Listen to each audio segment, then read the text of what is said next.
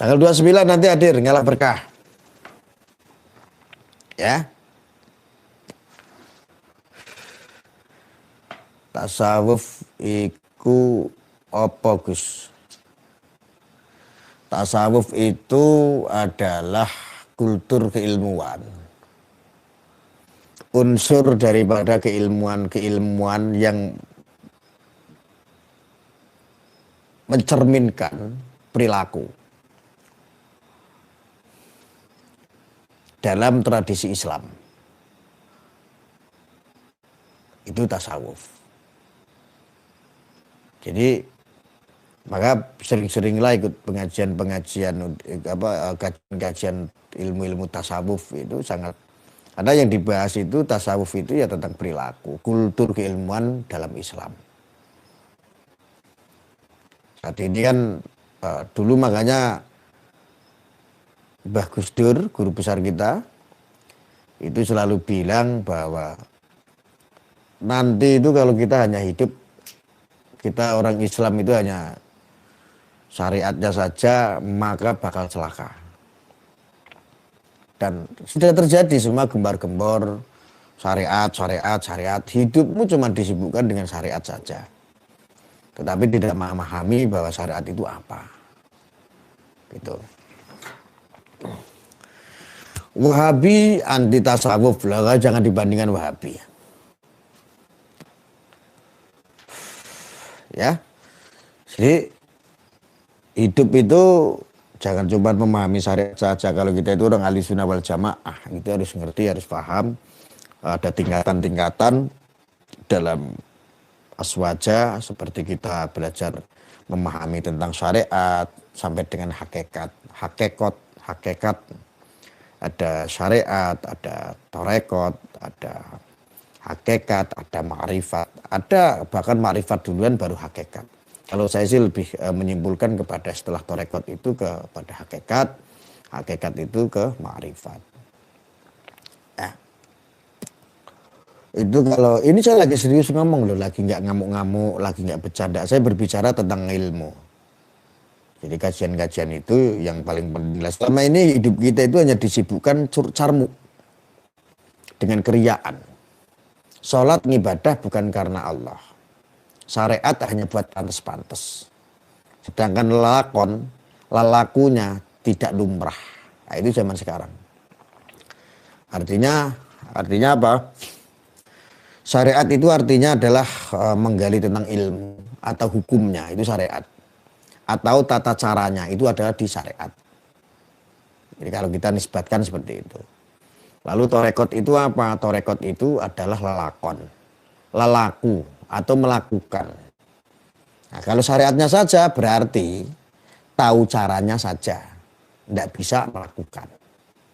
Ngerti corone ora iso ngelakoni. Ya. Maka ada tingkatan-tingkatannya.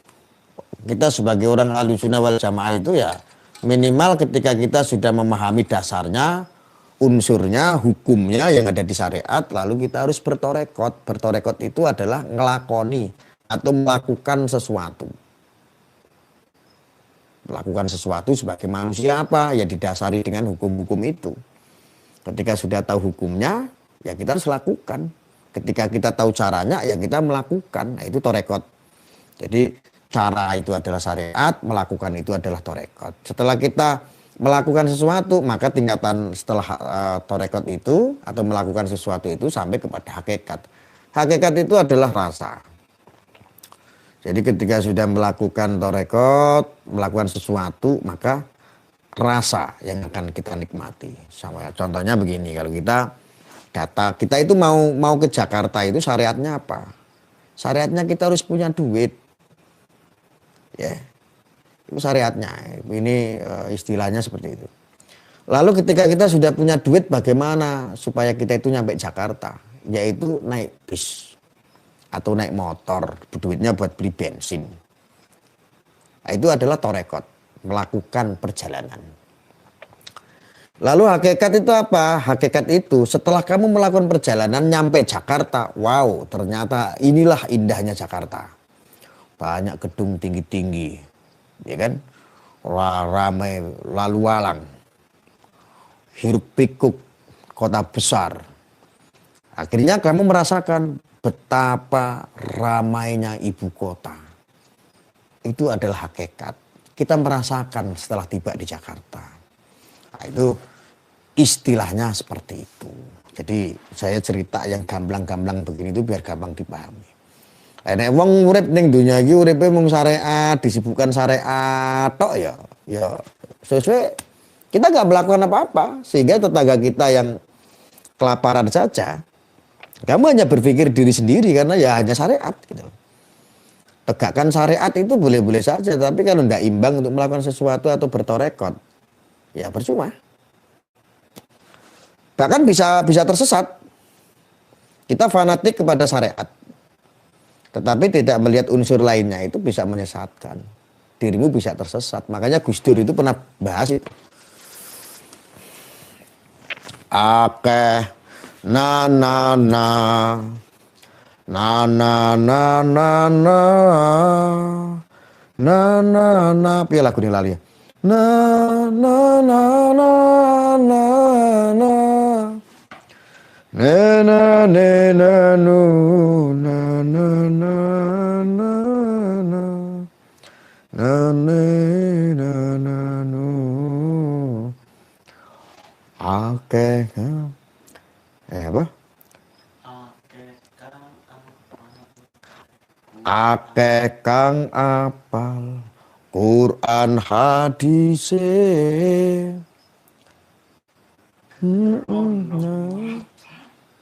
itu lali ya.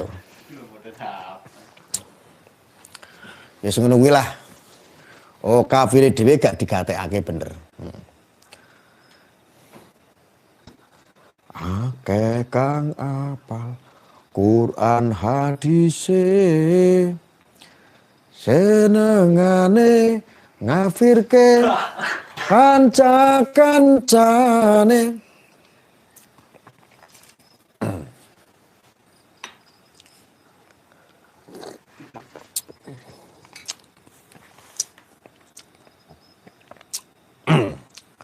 Jadi kurang lebih itu seperti itu teman-teman.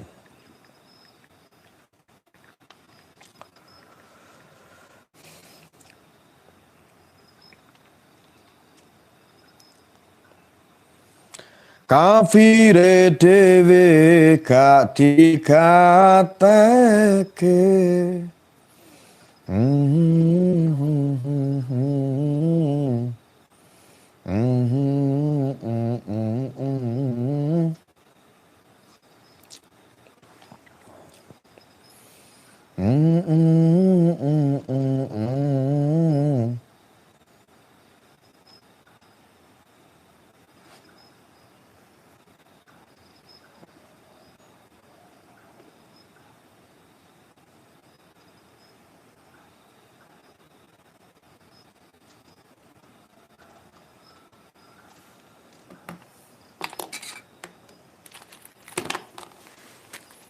Ya Rasulullah. Al-Fatihah buat Gus Dur. Al-Fatihah. A'udzubillahi minasyaitonirrajim. Bismillahirrahmanirrahim. Alhamdulillahirabbil alamin. Arrahmanirrahim. Maliki yaumiddin. Iyyaka na'budu wa iyyaka nasta'in. Ihdinas siratal mustaqim. Siratal ladzina an'amta 'alaihim ghairil maghdubi 'alaihim waladdallin. Senggol Gus Najih. Yang enggak percaya katanya kelompok bayaran politik pilpres, maksudnya apa?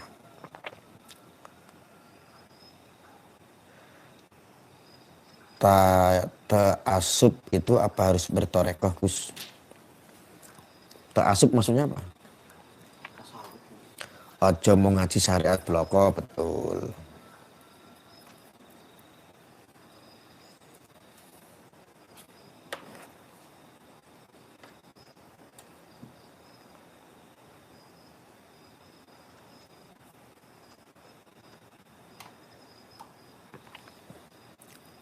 Ojo direken Gus, direken yang mana?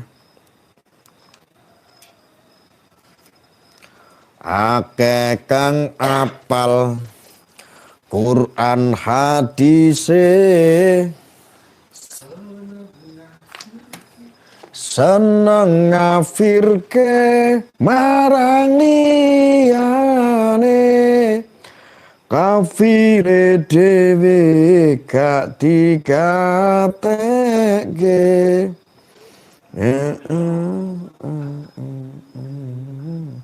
Lagu ini Wahabi ya lagu ya. Asin.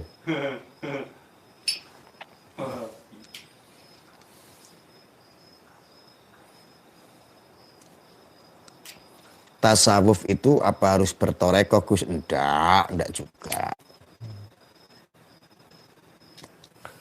Orang orang itu kalau belajar, kalau masuk torekot, insya Allah ya dedikasinya pasti akan tasawuf. Pasti juga ilmunya di tasawuf juga. Tasawuf itu kan ilmu apa ya? Spiritualitas Islam. Lebih condong kepada perilaku. Lebih condong kepada perilaku. Coba ya Anda bisa lihat aja. Torekot itu amalannya apa? Kan lalakon. Orang kalau bertorekot itu pasti melakukan sesuatu. Kerjaannya ya cuman Allahu Akbar, Allahu Akbar, Allahu Akbar. Zikir. Terus perwujudan.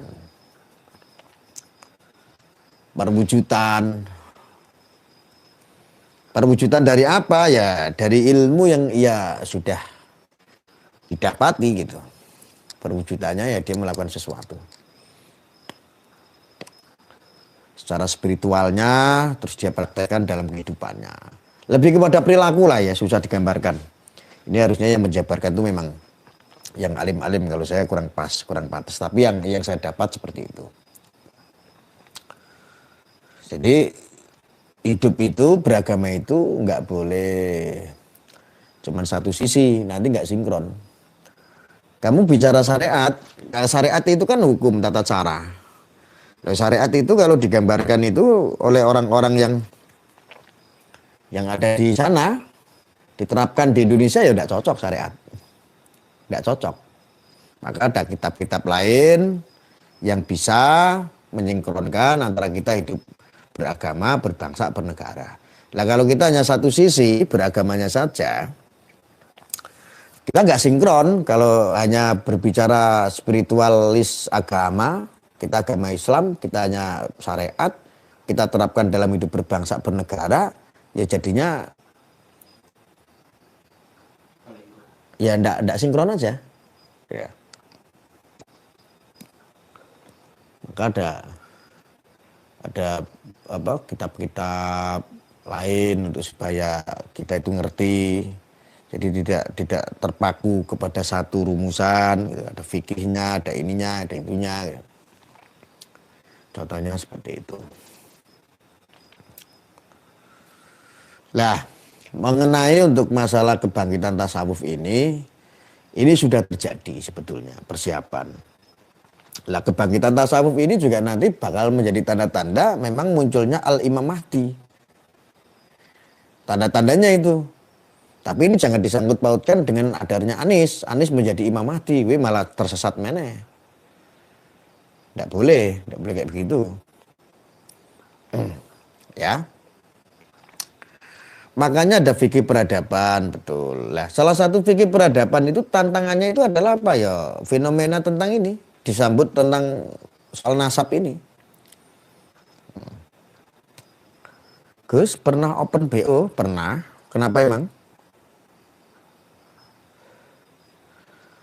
Berikan kami kemampuan untuk manut torekoe para kiai NU. Ya banyak toreko di NU itu. Monggo. Ya, torekot itu insya Allah yang penting sanatnya itu jelas. Ya kan? Soal masalah mutabarok atau tidak itu ya alah, masa ya sesuatu hal yang baik butuh mutabarok. Mutabarok itu kan hanya fatwa gitu loh. Ya.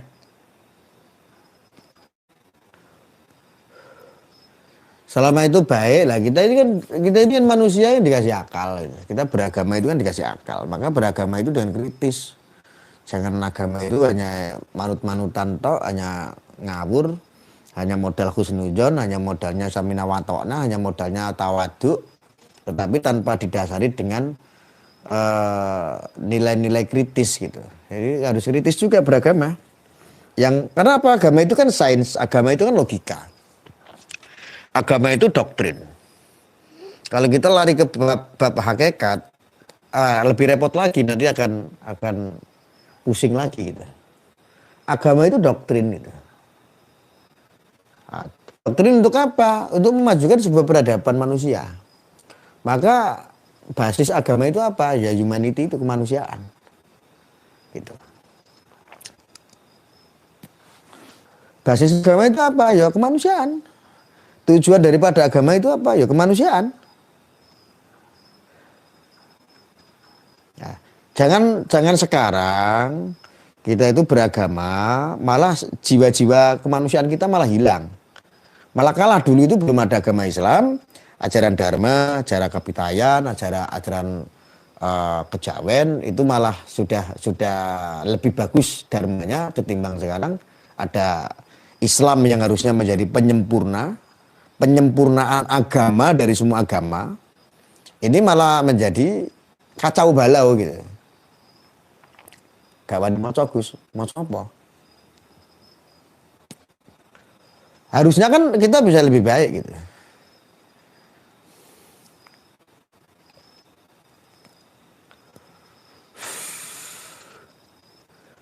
Kalau Wahidiyah gimana Gus? Katanya juga Zulia Nabi Gus, masakihnya.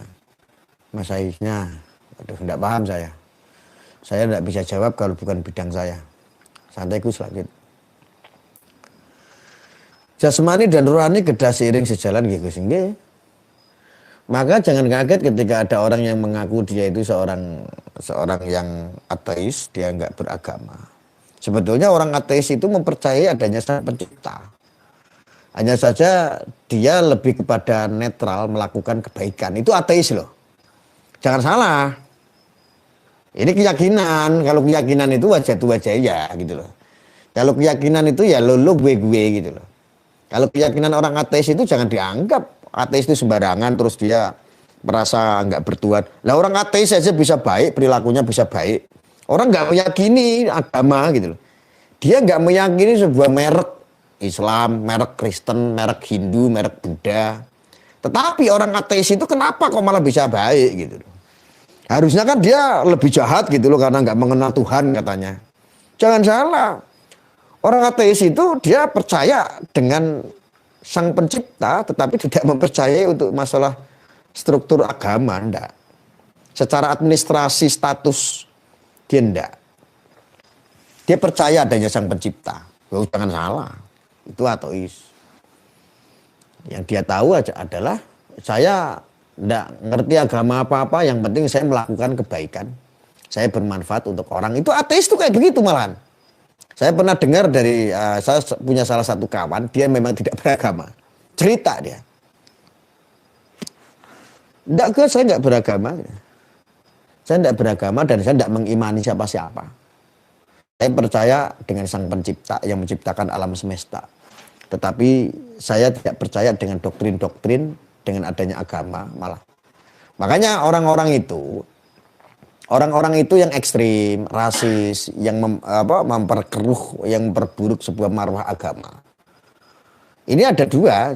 Contoh kalau kita mendengar ceramah-ceramah yang mengerikan, angker gitu, menakutkan, teriak-teriak anjing babi itu. Ini akan mengakibatkan dua hal yang fatal. Kalau orang nggak murtad, dia akan menjadi ateis. Kenapa dia murtad? Alasannya kok ngeri banget gue punya agama gitu loh. Gue ini orang yang beragama Muslim gitu, Islam. Tetapi saya melihat kok takut banget saya. Perilaku-perilaku orang Islam itu ketika di bulan puasa kok warung-warung diobrak-abrik suruh nutup. Ini mengerikan gitu loh. Dari sisi untuk akidahnya oke gitu loh. Tetapi dari sisi kemanusiaannya kenapa dihilangkan gitu. Ya coba bayangkan aja kalau saya puasa. Dia menjalankan syariat betul. Ya. Warung-warung tutup semua. Wah ini dengan dalih syariat ya.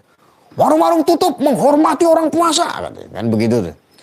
Tetapi ketika warung-warung itu tutup, rasa kemanusiaannya kalau dia nggak buka warung itu nggak makan, dia nggak dapat income, dia mau makan apa? Ya, artinya dia menggantungkan dengan cara berjualan, dibuka warung nasi atau buka warteg. Ya. Tetapi ketika ditutup terus rezekinya hilang, makannya hilang, apa penghasilannya tidak ada. Ini kan menjadi, ini rasa kemanusiaannya di mana? Ya? Menghormati dong yang puasa. Ya sebetulnya kalau mau hanya sekedar narasi begitu kan bisa menuntut Allah sendiri. Gitu. Nah, Tuhan itu dituntut. Gitu. Jangan nuntut orang. Ya. Allah itu dituntut gitu. Kenapa Allah di bulan puasa ini kau ciptakan buah semangka? Ya. Kenapa ya Allah engkau menciptakan di bulan puasa ini ada kelapa yang bergantungan ya? Coba kami membayangkan ini bikin batal ini ya Allah. Kenapa itu buah kelapa segar sekali kalau dicampur es sama sirupnya? Nah itu salahkan Allah.